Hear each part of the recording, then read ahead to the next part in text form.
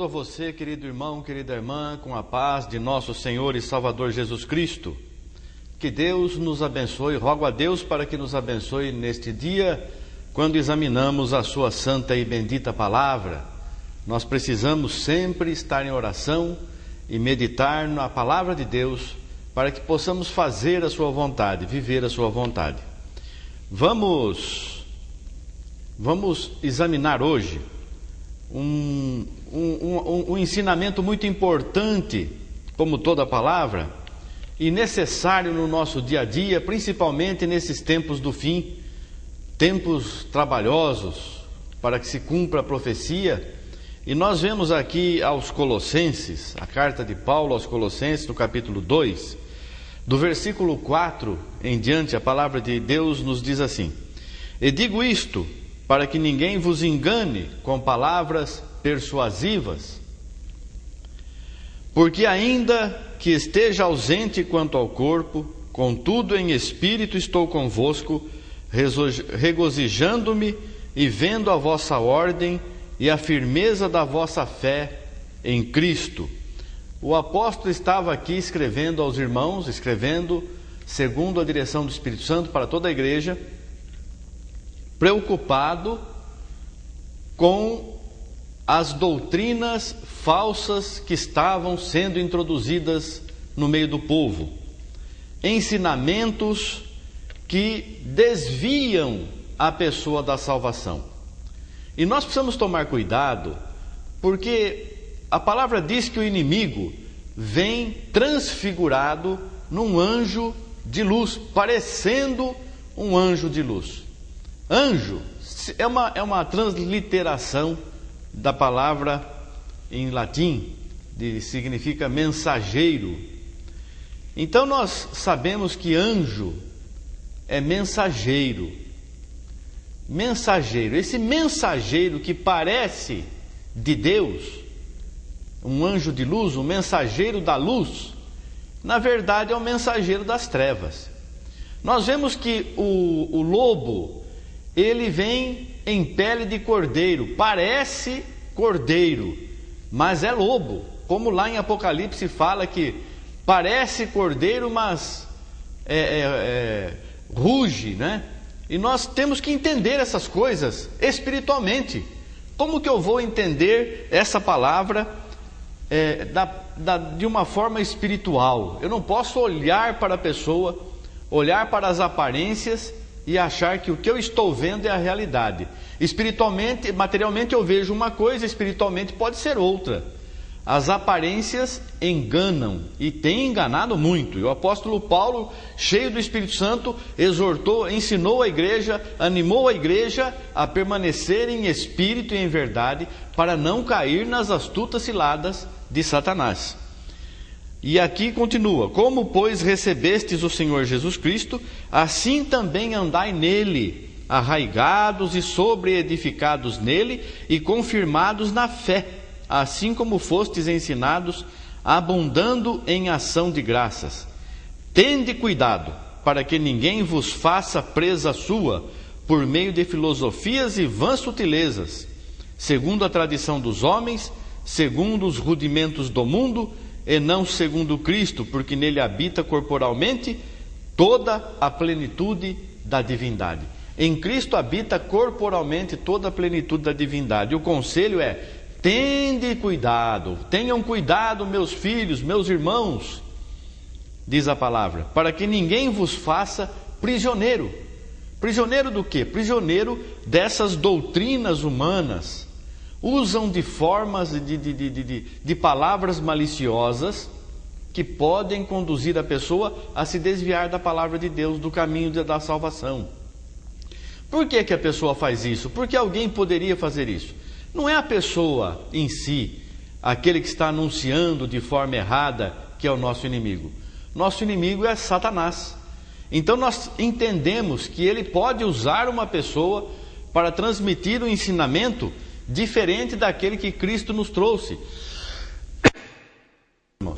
Então, nós precisamos estar atentos. Uma palavra pode parecer muito bonita, muito maravilhosa, mas está sendo está nos sendo dado um ensinamento que na verdade não tem fundamento bíblico.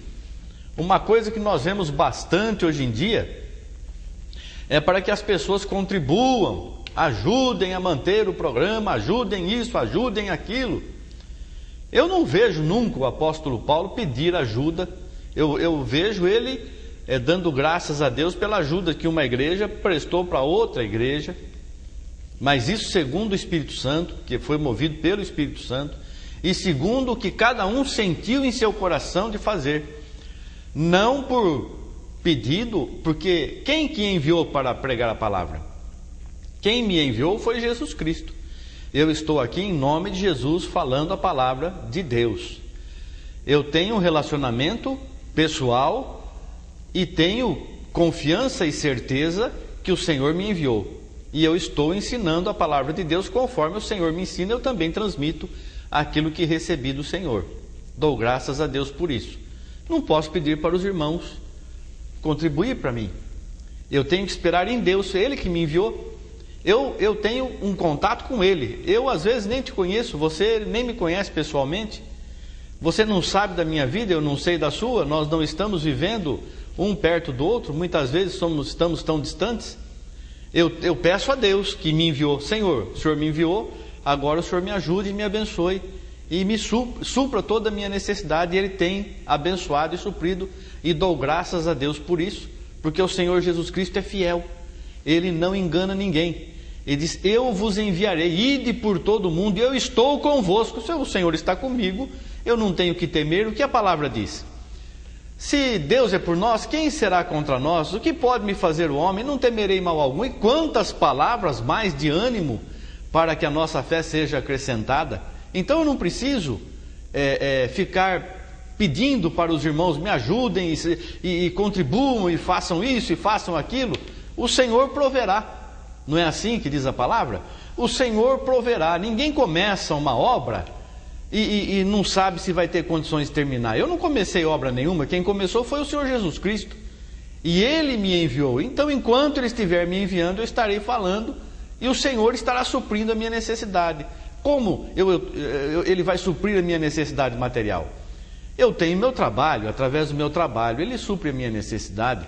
Se eventualmente for de outra forma, mas tem que ser por Ele e pelo Espírito Santo que move as pessoas e move a mim também a fazer a obra dele. E aqui nós vemos que não é só a respeito de coisas materiais, mas quem vem para trazer uma doutrina enganosa, vem falando de coisas materiais, não fala de espirituais, fala de materiais. Se fala alguma coisa espiritual, é para alcançar alguma coisa no campo material. Mas o nosso prêmio, nós estamos buscando a nossa salvação. Nós não estamos aqui servindo a Jesus Cristo esperando só nesta vida. Se esperarmos só nesta vida, somos os mais miseráveis dos homens, diz a palavra. Nós temos que esperar um mundo vindouro. Nós temos confiança e certeza que o Senhor foi realmente preparar lugar. E Ele vai vir nos buscar para morarmos nas mansões celestiais. É para isso que estamos nos preparando. E é isso que o inimigo não quer que você receba. Não é aquela pessoa, muitas pessoas são usadas pelo maligno para transmitir um ensinamento errado, transmitir palavras doces e suaves, maliciosas, que enganam as pessoas. E quanta gente tem entrado por esse caminho. Mas estão entrando por um caminho errado. Estão buscando uma coisa material, quando o Senhor Jesus diz que precisamos buscar primeiro o reino celestial e a sua justiça, e as demais coisas serão acrescentadas. É assim, a palavra é essa é a verdade, esse é o ensinamento. Agora, você sente de ajudar alguém, contribuir, o Senhor coloca no teu coração para ajudar o irmão, ajudar a igreja, então faça o que o Senhor coloca no teu coração e seja fiel ao Senhor. É para ajudar ali, é para ajudar do outro lado, é para ajudar o irmão, a irmã, contribuir com a igreja. Eu não dei o dízimo, eu estou em falta. Não, o dízimo na lei, o dízimo era, se alguém não entregasse o dízimo, não devolvesse o dízimo, era realmente um pecado e a promessa era de ser lançado fora da salvação. Mas hoje, com a vinda de Jesus, nós não estamos mais debaixo daquela lei, nós estamos na graça. Muitas pessoas ficam ensinando que Abraão deu dízimo. Abraão deu dízimo por fé, não por lei, por obrigação. Se ele não desse o dízimo, ele não ia perder a salvação, porque não existia uma lei que o obrigava a dar o dízimo. Depois veio a lei obrigando ao dízimo. E agora o Senhor Jesus diz assim: cada um contribua conforme propôs no seu coração. Ah, mas lá em tal evangelho está dizendo: deveis fazer estas coisas e não omitir aquelas. Ele falou para os judeus que seguiam a lei. E o Senhor Jesus Cristo veio cumprir toda a lei. Mas agora depois ele diz assim: um novo mandamento vos dou. Eis que faço novas todas as coisas. Acabou. Veio o novo, deixou o velho. O que é velho está perto de se acabar. Eis que tudo se fez novo. Então nós estamos seguindo o novo concerto, a nova aliança, no sangue do Cordeiro, que é muito superior ao sangue de bodes e de ovelhas. Então nós estamos no que é perfeito. Jesus Cristo é perfeito. E nós estamos nessa perfeição, buscando essa perfeição não material, porque a carne e o sangue não é do reino dos céus. Como você está buscando uma perfeição material, se a tua carne e o teu sangue não vai herdar o reino dos céus? E uma outra coisa que eu vejo às vezes as pessoas falarem, os evangélicos, vamos dizer assim, aqueles que creem no evangelho: ah, lá eu vou encontrar meu pai, vou encontrar minha mãe, vou encontrar meu irmão. Você não vai encontrar ninguém lá. A carne, quando deixa de existir, acabou o vínculo carnal. Nós temos relacionamento carnal aqui na terra, mas a nossa verdadeira família é a família espiritual. Nós temos irmãos no mundo inteiro e nós não conhecemos esses irmãos. Moisés é nosso irmão, Abraão, Jesus Cristo como homem é nosso irmão, o apóstolo Paulo, João, Tiago, você conheceu? Nós não temos relação nenhuma com eles, são hebreus, nós somos gentios. No entanto, em Cristo nós somos irmãos, porque temos o mesmo Pai.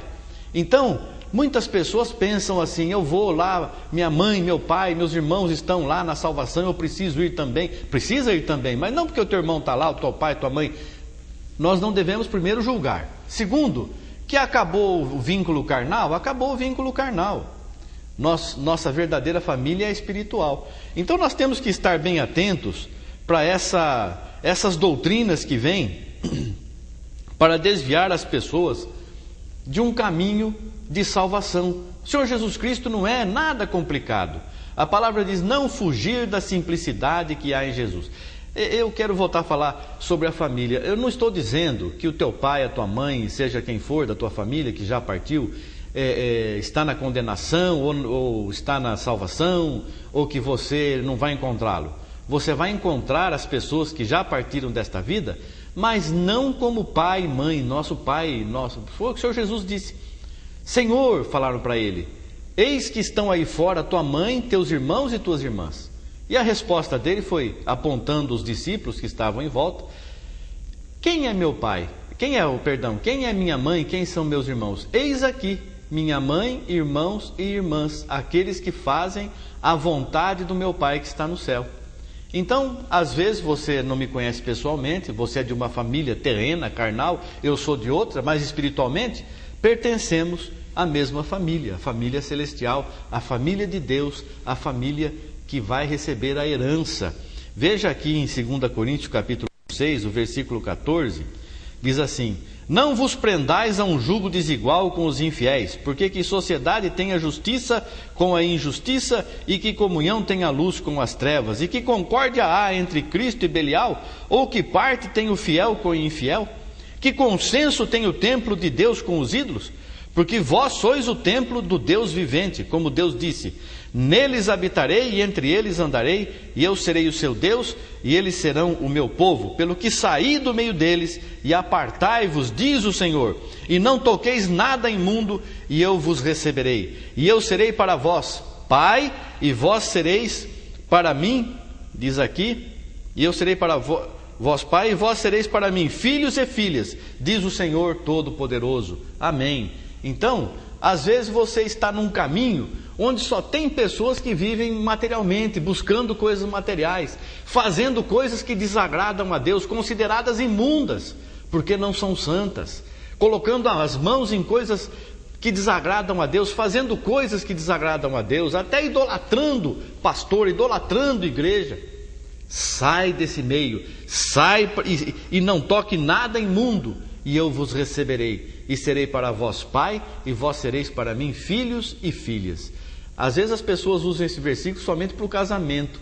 Não é não, é para toda a nossa vida espiritual. Que Deus te abençoe, querido irmão, querida irmã, que você possa compreender a palavra de Deus, servir a este Jesus maravilhoso e seja templo do Espírito Santo, templo de Deus. Que Deus te abençoe em nome de Jesus Cristo, a você e toda a tua família, em nome de Jesus. Graças a Deus, amém. Obrigado, Senhor, amém.